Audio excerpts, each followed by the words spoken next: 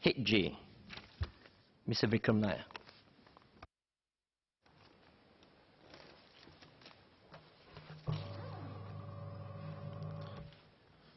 Chairman, I beg to move that the total sum to be allocated for Head J of the estimates be reduced by $100. In 2017, we celebrated 50 years of national service, and Singaporeans of all generations joined in.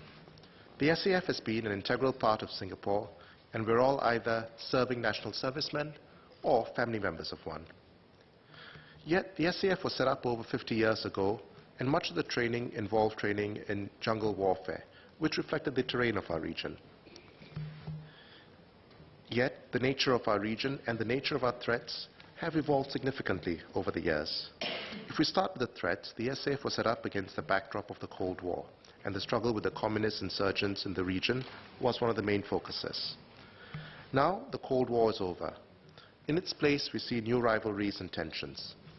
The strategic competition between the US and China is intensifying and appears to be a new great power rivalry.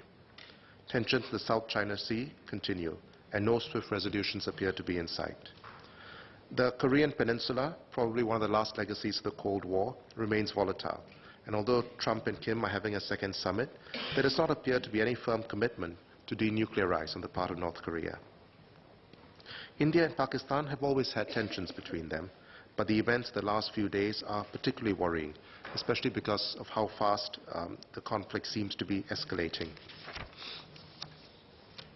Now, against this backdrop, ASEAN countries have also been spending more on defense, and these are our immediate neighbors, and defense spending has doubled all the way from 2003 to 2016. I think fresh in Singaporeans' minds would be the fact that Malaysia still has 2 vessels in our waters. Although both sides have made efforts to de-escalate since, there does not appear to be an easy resolution or end to this matter. And if matters escalate, we hope it will not be necessary, but the SAF may have to get involved. On the other end of the technological spectrum, the threat of terrorism remains present. There are an increasing number of foreign fighters returning to the region from the wars in the Middle East, and they remain a potential source of terror here. ISIS is also set up in Indonesia, and there were reports of attacks being planned on Singapore from there. The issue with terror attacks is that they are targeted at the civilian population, unlike conventional warfare, and could strike anyone, anywhere. Against the backdrop of these threats, SAF faces 2 primary challenges. The first is falling cohort sizes, meaning that we're probably going to have less people coming into national service. The second is reduction in available areas for training. Singapore already has a very significant disadvantage in terms of size in any conflict. And our only hope appears to be that if we rely more on automation and sophisticated equipment systems, we may be able to compensate for this somewhat. And it is in this context that I ask about the future of the SAF. In view of the variety of threats we now face, how does SAF ensure it remains an effective fighting force, capable of defending Singapore? And what new capabilities will SAF be introducing over the next few years to meet the new security challenges?